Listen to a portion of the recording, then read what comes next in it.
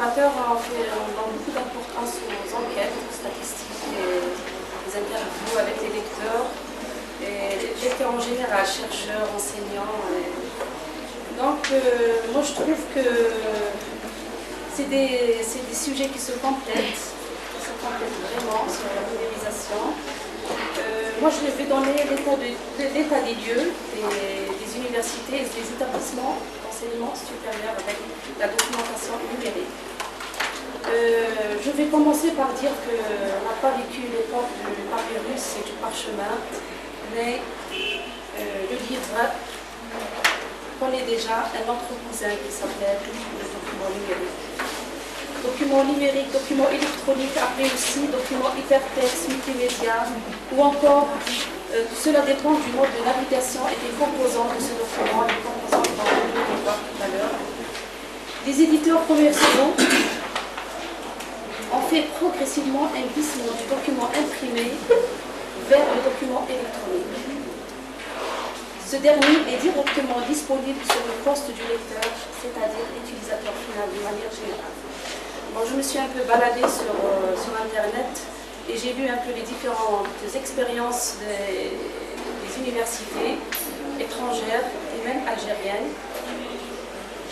Et j'ai fait quelques constatations. Donc le passage au numérique dans les universités est effectif. Ainsi, le milieu universitaire a connu la politique des réseaux au cours des dernières années. On s'interroge ainsi sur le comportement des utilisateurs à distance, en étudiant les données critiques sur l'utilisation d'informations, ainsi que les données démographiques. Ce n'est pas tout le monde qui utilise la documentation numérique. Il y a des gens qui refusent catégoriquement la documentation numérique. Sur les utilisateurs potentiels, les professionnels de la documentation en savent beaucoup. Le nouveau monde des réseaux virtuels, les moyens modernes de communication et d'information apportent une réponse à de nombreux problèmes d'échange de documentation en moins de temps qu'il nous faut et portent un insert particulier en concept de numérisation de documents disponibles dans les bibliothèques et leur mise en ligne via Internet afin de diffuser et surtout d'assurer le partage de l'information. L'intérêt de la publication numérique est de multiplier les accès contrairement aux contingences physiques. C'est-à-dire le livre physique, on n'a pas de lien, on ne fait que tourner le page. On a une petite possibilité, c'est d'aller à la table des matières et de chercher le chapitre. Et avec les documents électroniques, bien sûr, les hypertextes, les hyperliens et tout ça, donc on a beaucoup de moyens de se balader dans ce document. C'est aussi l'entrée dans les rayons virtuels d'une bibliothèque numérique, permettre une consultation rapide, accessible grâce aux possibilités de navigation de l'université. Les bibliothèques universitaires, les établissements d'enseignement supérieur, c'est des bibliothèques qui sont rattachées aux universités, donc à l'enseignement supérieur. Les dernières années, ces bibliothèques universitaires ont vu des transformations diverses du point de vue organisationnel. Et avec l'arrivée de l'ordinateur, ces dernières subissent un changement considérable. Déjà, l'entrée de l'ordinateur dans ces bibliothèques a fait un bouleversement énorme à l'intérieur de ces dernières. Il y a des gens qui ont beaucoup apprécié ce matériel, cet ordinateur. Il y a des gens qui l'ont complètement refusé, que ce soit les professionnels ou les lecteurs. Alors, l'ordinateur, l'accès de l'ordinateur dans ces bibliothèques, on en a fait beaucoup d'études, on a fait beaucoup de constatations. Alors, l'Internet, c'est encore toute une histoire.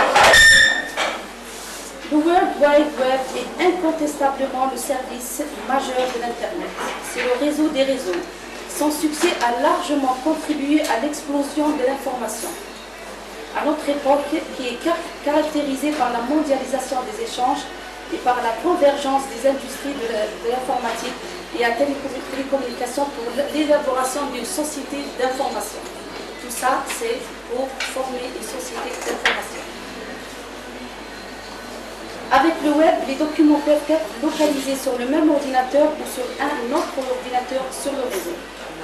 Divers supports numériques sont utilisés par les bibliothèques universitaires tels que les CD-ROM online d'origine commerciale ou production d'université telles que littérature grise. Et enfin, les ressources libres sur Internet. Il est important de souligner à cet effet la nécessité de sélectionner, organiser l'accès et la diffusion de ces documents. Bon, j'ai fait un peu une petite étude sur les principes de numérisation, mais je ne vais pas encore les refaire parce qu'on les a vus maintenant. Je vais donner simplement l'état des lieux des universités algériennes.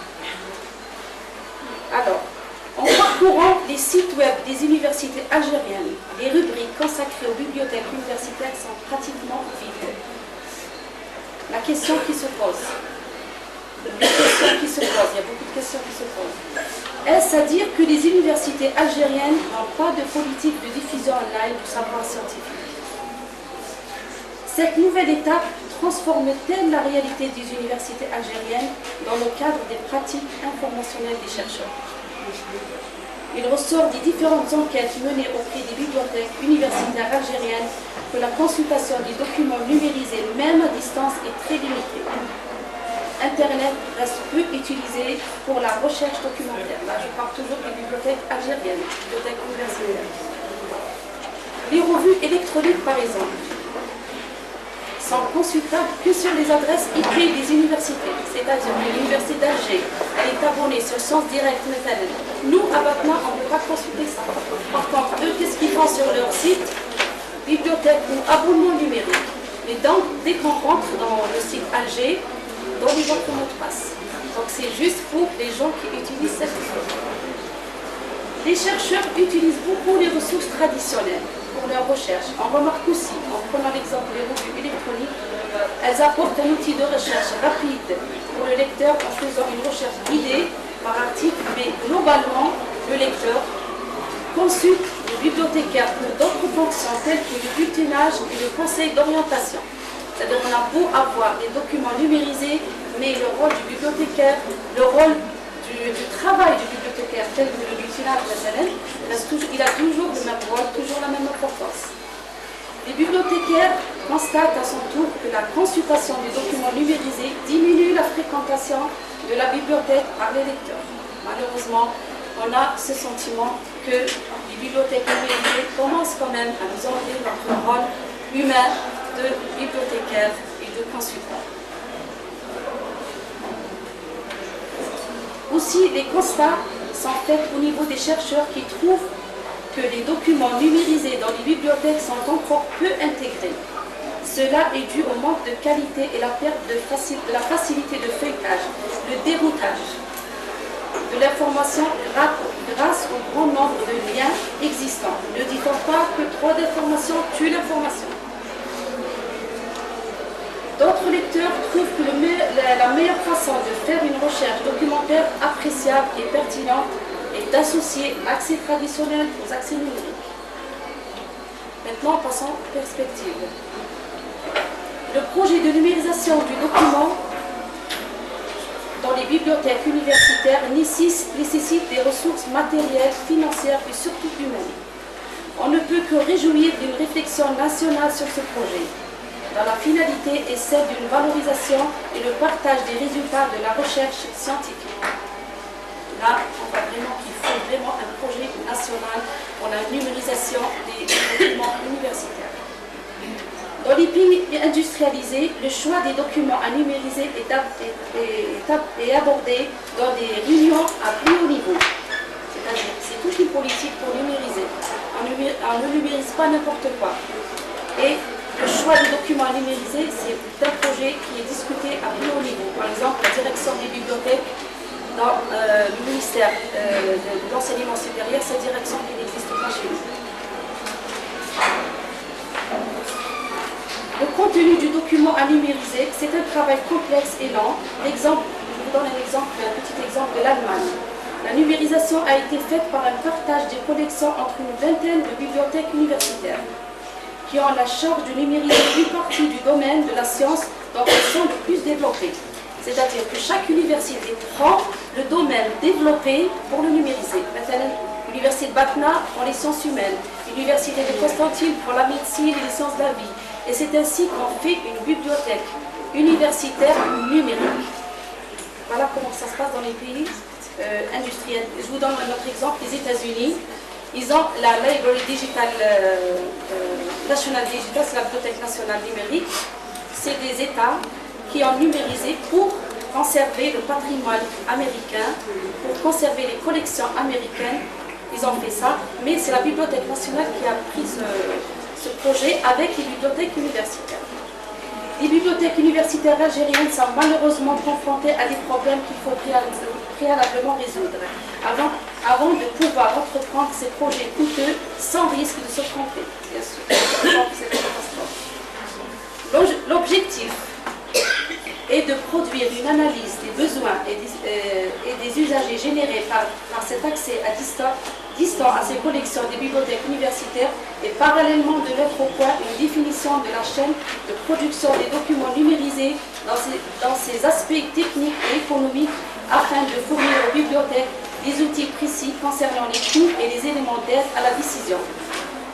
Sur le plan technique, le projet réalisera le prototype sur lequel vont être testées la chaîne de numérisation, les procédures d'accès et le poste client. Par exemple, un système de soumission électronique des thèses sous forme de CD-ROM. Un résumé traduit est exigé, ainsi qu'une convention de diffusion. Bien sûr, la convention de diffusion, là, il y a les droits d'auteur. Où on diffuse ou on ne diffuse pas. Est-ce que l'étudiant nous donne le droit de diffuser ou non? C'est tout un sujet large que je ne peux pas évoquer ici.